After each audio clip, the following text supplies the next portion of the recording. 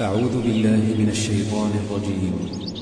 وإذا مس الإنسان ضر دعا ربه منيبا إليه ثم إذا خوله نعمة منه نسي ما كان يدعو إليه من قبل وجعل لله أندادا ليضل عن سبيله.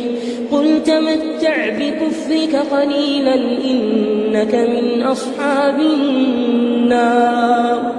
أمن هو قانت آناء الليل ساجدا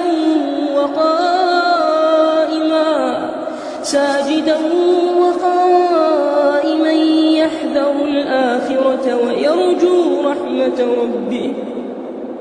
قل هل يستوي الذين يعلمون والذين لا يعلمون إنما يتذكر أولو الألباب.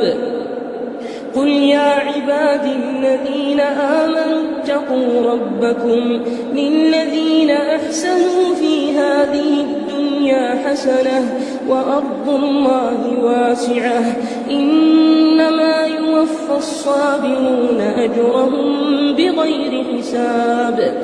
قل إني أمرت أن أعبد الله مخلصا له الدين وأمرت لأن أكون أول المسلمين. قل إني أخاف إن عصيت ربي عذاب يوم عظيم.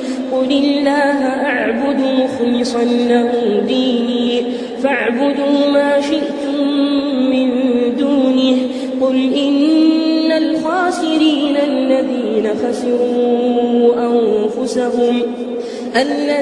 خسروا أنفسهم وأهليهم يوم القيامة ألا ذلك هو الخسران المبين.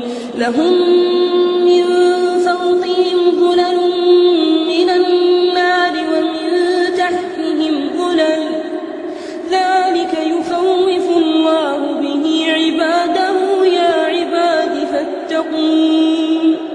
والذين اجتنبوا الطاغوت أن يعبدوها وأنابوا إلى الله لهم البشرى.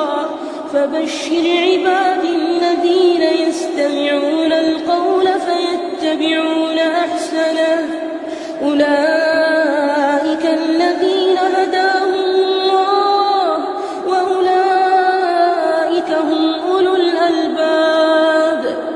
أفمن حق عليه كلمة العذاب أفأنت تنقذ من في النار. لكن الذين اتقوا ربهم لهم غرف